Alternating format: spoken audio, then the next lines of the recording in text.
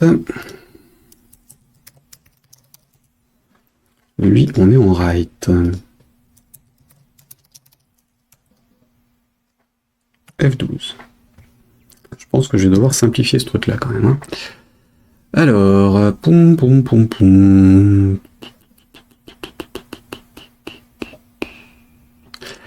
Donc, la partie gauche. Je vais récupérer la partie gauche de l'autre. Allez, celui-ci à gauche, CTRL-C, CTRL-V, on est sur header au lieu de content.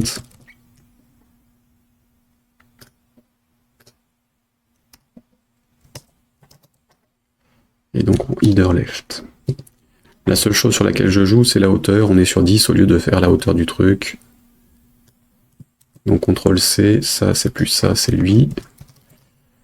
La hauteur qu'on copie, donc ici 0, 0, machin, c'est bon. Non, on est en haut à gauche, donc on prend de 0, 0, 0 sur 10 fois 10.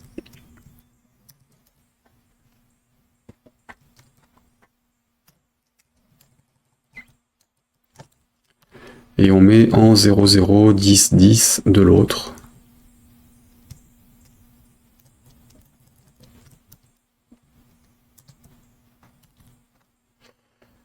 « 10, 10, 10, 10, c'est bon. Alors ça c'est bon pour lui.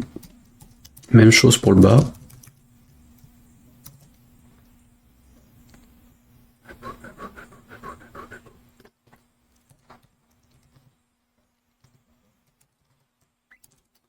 Et donc là on est en footer left.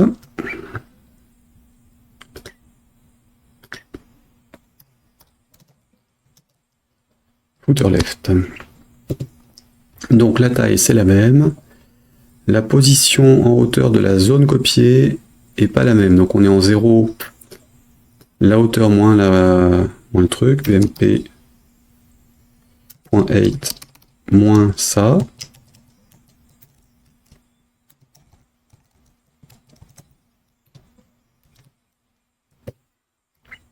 Et on va jusqu'à bmp.8. Et la position de copie est la même. Ça, normalement, c'est bon. Je dois avoir mes deux angles à gauche opérationnels. Oui. Bon, sous réserve évidemment que je change aussi le centre, puisque pareil que pour l'autre, il faut que je décale. Donc on est en décalage de BMP, on décale de 10 d'un côté, on enlève 10 fois 2 de l'autre. Donc ça, c'est ça. À droite, on en enlève 2. Pour la largeur, non, on en enlève 1. Position à position. Du coup, on va de 0, 0 jusqu'à la largeur moins 2 fois. Ça. Le header, où es-tu, petit header? Donc, on prend la même taille. Ça, non, on prend pas la même taille, on prend la width. Moins 2 fois, moins les deux colonnes. Hauteur. Manque de place quand même. Hein. Header, donc la width moins 2 fois les deux colonnes. Ok. Alors, header, où es-tu? Ici. Donc, j'ai ma bonne taille d'éléments. Je copie depuis largeur. Donc, j'enlève à gauche la première colonne. À droite, je vais jusqu'au bout, moins une colonne. Et ça, je le positionne de 0 en 0 jusqu'à la largeur moins 2 fois le truc et la taille de mon élément. Il doit être la même chose pour l'autre. Oui. Donc j'ai la colonne du milieu et la colonne de gauche qui sont correctes. Plus qu'à faire la droite. Enfin, plus qu'à faire les angles de droite. Donc angle de droite en bas.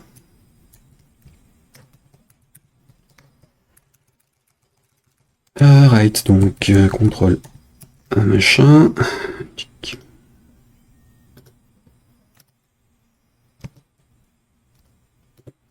Alors vivement qu'on puisse gérer des PNG 9 patch qui le gèrent tout seul, qui seraient alimentés automatiquement par un SVG et ainsi de suite.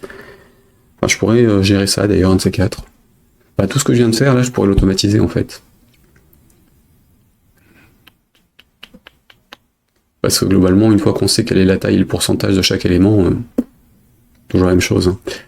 Hein. Donc, c'est toujours le même découpage. On prend X pixels d'un côté ou de l'autre sur une largeur ou une hauteur, et puis le reste, ça se débrouille. Et ça, clairement, il faudra que je le mette en place en dur, en copiant ce truc-là. Donc là, j'ai mon bottom right.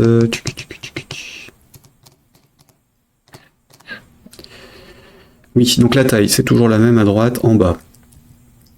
La position, en revanche, on commence de la largeur moins 10.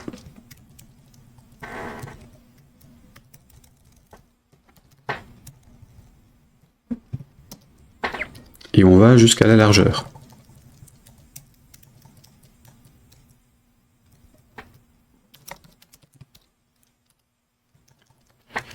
On le positionne en 0, 0, 2, 10, 10. Pour la partie haute, à droite,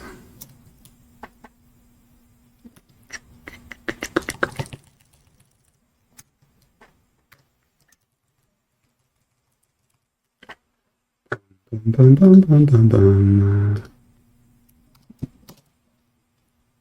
Either right. C'est la même taille de zone. Ensuite, je copie mon bitmap. Alors, c'est en haut à droite. Donc, mon bitmap with machin 2, 0. Sur alors la largeur moins la colonne, la largeur moins et derrière en dessous la hauteur que je copie, c'est la zone, c'est la 10 pixels que je veux. En dessous, alors l'arrivée c'est du 10-10 dans les deux cas, donc c'est bon. Là cette fois-ci j'ai ma box qui doit être de la bonne taille.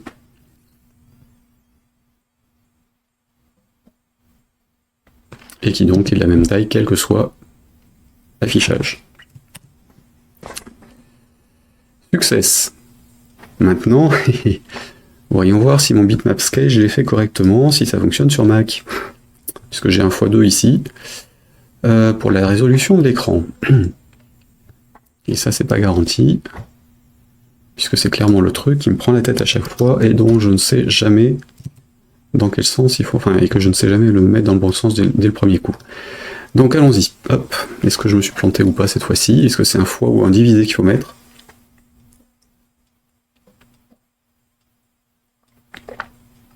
Sachant qu'a priori, je suis déjà sur les bonnes tailles. Donc il y a des chances que j'ai même pas besoin de le mettre. Ma boîte de dialogue sera-t-elle correcte? Suspense.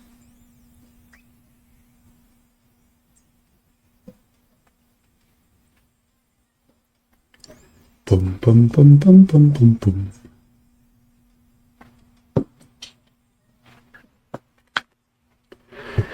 J'ai bien la boîte de dialogue correcte.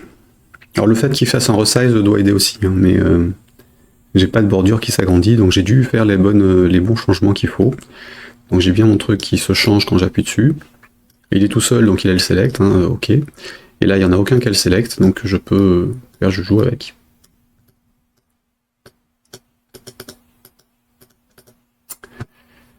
Ok. Alors j'ai fait Alt F4, mais évidemment ça sert à rien. Le F1 fonctionne toujours, oui. Ça c'est bon, on a bien ça. Ok, et donc échappe, ça sort de là parce qu'évidemment le Mac le gère comme ça. Que c'est pas intercepté par le programme. DAC. Boîte de dialogue fonctionnelle. Je mérite de l'auto-congratulation sur ce coup-là. Qu'est-ce qu'on fait? Je fais quand même l'écran d'accueil. Et puis on arrêtera après l'écran d'accueil, comme ça ce sera fait. Oui, et tant qu'à faire, je vais copier ce que j'avais sur l'autre. Là c'est du copier-coller, hein, on va pas s'embêter. J'ai 3 boutons, donc j'ai dit boutons 1, 2 et 3, ils sont où? Ils sont là. Le 1, c'est bouton play.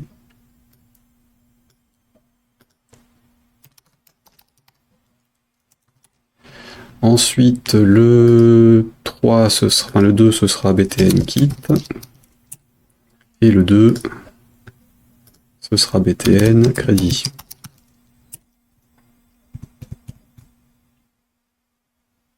Crédit qui était rempli, hein, donc on avait déjà tout à l'écran, c'est bon. Alors,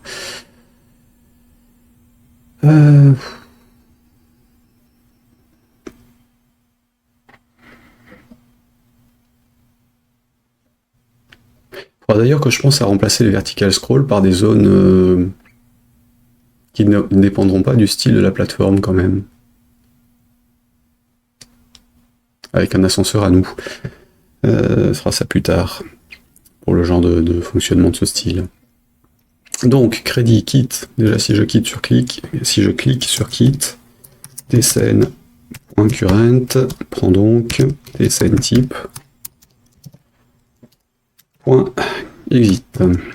On sort du programme. Ensuite, dans crédit, je vais sur les crédits du jeu. Dans play, je démarre le jeu. Donc là, en l'occurrence, je démarrerai le jeu en demandant le nombre de joueurs. Donc ce sera ce truc-là. Et il faut que je dise au programme que je démarre le jeu. Donc Alt F11, Game Data. Et donc tGameData. .start. Default. .start. Je démarre une partie. Et je lance le choix des écrans qui permet de la gérer. Ça c'est bon, je fais mes sauts lignes.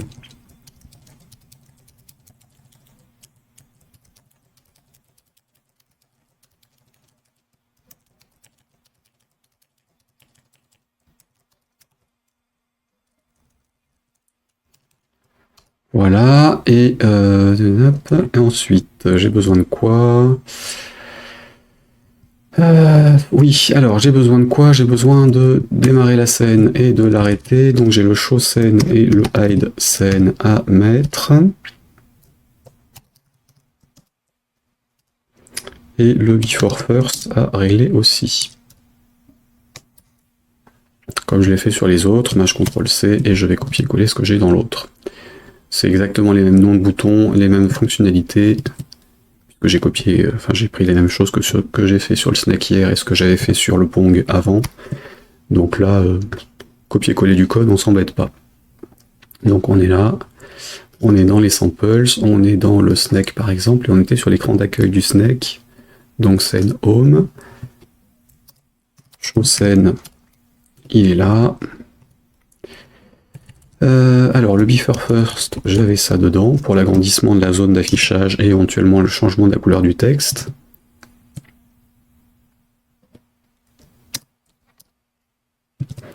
Ensuite, crédit on s'en fout, play on s'en fout, kit c'est bon, le hide scene, je virai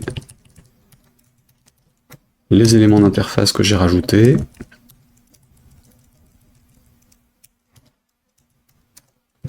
Et donc le show, je rajoute mes éléments d'interface, le chaînage entre les boutons et la barre d'aide, pour savoir ce qu'on peut faire ou pas avec le clavier ou la souris.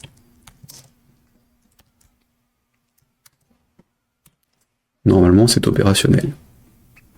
Bon, sous réserve que j'ai pas oublié une unité. Voilà, c'est ça, j'ai oublié une unité, DGE, non c'était help bar. D'ici, hop.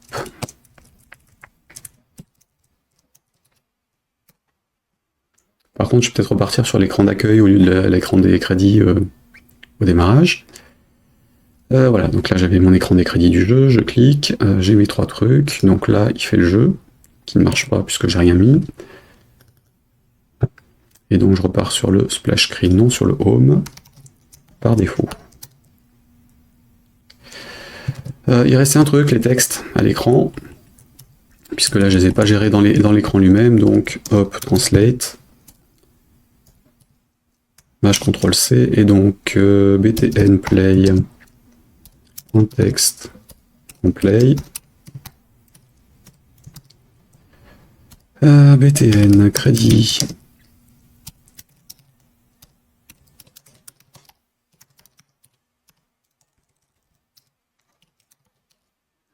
Et BTN quitte.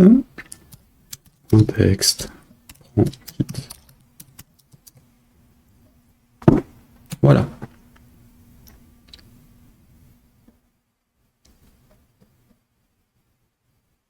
Donc j'ai mes 3 boutons. Je peux changer la sélection avec les flèches du clavier. Il suffit que je rallume le contrôleur de jeu pour que ça marche. Et d'ailleurs on va vérifier. Hop. Donc, le logo devrait apparaître en haut à droite de l'écran s'ils décident à s'associer avec le Mac. Et que Windows le repère ensuite. Je crois que c'est vraiment le Bluetooth qui merdouille aujourd'hui. Hein. Et où? Réveille-toi, bordel. Il veut pas. Les engins m'énervent. Allez. Sérieux? Il se passe quoi? Ah, ça y est. Le Mac l'a repéré. Windows devrait pas tarder. Je devrais l'avoir en haut, à droite de l'écran. Quand il se réveillera. Ou pas. Ah, ça y est. Il a repéré et c'est fonctionnel. Et donc j'ai bien la barre d'aide en bas qui me change mon truc. Et donc si je vais sur crédit, je fais OK. OK ressort. Crédit X sort pas. C'est bien A pour select. Le play je vais pas essayer, donc quitte, je sors du jeu. Voilà. Donc fonctionnel au clavier et au gamepad, évidemment à la souris aussi. Puisque là j'utilise le fonctionnement standard de Delphi en plus de rajouter mes couches. Donc on va en rester là pour aujourd'hui. On en reste là-dessus. J'aurais pas juste fait de la conversion et de la création de trucs de base, donc ça sera quand même fait la boîte de dialogue, du découpage. Je trouve que de ce côté-là, côté contenu, on a quand même quelque chose de neuf, même si j'ai pas basculé le jeu dessus. Donc demain, pareil, démarrage vers 9h30 si tout se passe bien côté technique, et on rajoutera, on finira cette partie-là, je rajouterai mes 2 écrans de choix des joueurs et de type de contrôle pour travailler avec, et on basculera le jeu Tron qu'on avait fait vendredi dessus. Donc là j'ai juste validé les choses sur le dépôt de code. Toi je peux sortir de là. Et donc le jeu Tron, on est sur le ticket numéro combien? Tron c'est le 108.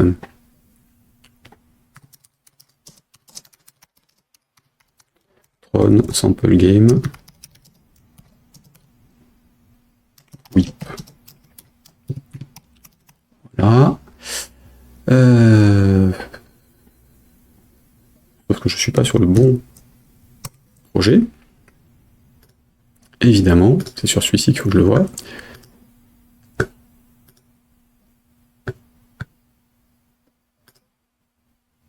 Il doit y avoir plus de choses quand même. Alors, le truc que je rajoute, donc le projet, oui. Les éléments du projet, oui.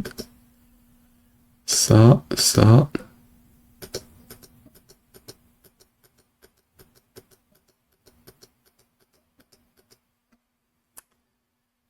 Texte description, oui. Donc j'ai ajouté le Tron. Là, j'ai rien qui est louche, donc je valide celui-là. Added some SVG elements from Kenny.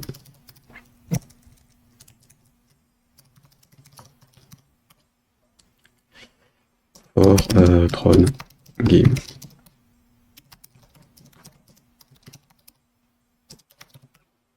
Bouton et dialog box. Hop.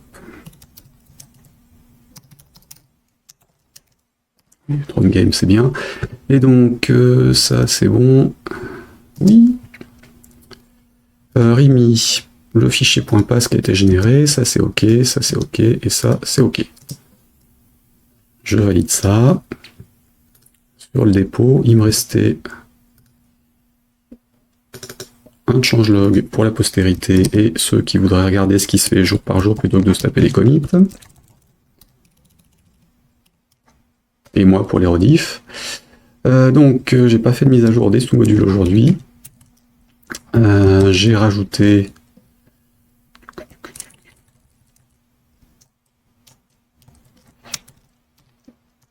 Tron Game Sample, Work in Progress. Deux points, created screen, scène, project structure, and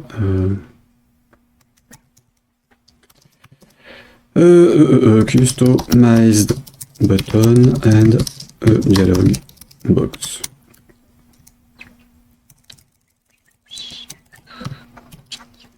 Voilà, et added some svg game assets from UI pack.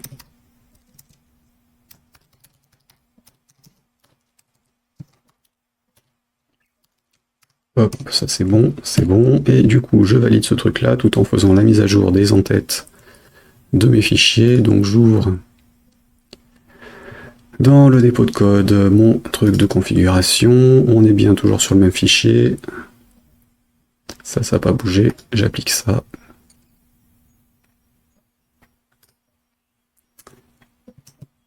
Et donc, j'ai mon readme à mettre et j'ai le reste à rajouter. Donc là, c'est un nouveau programme, plutôt des mises à jour de fichiers existants.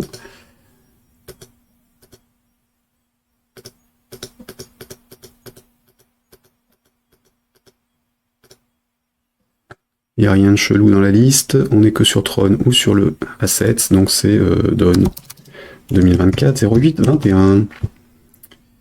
Voilà pour la gestion du dépôt de code.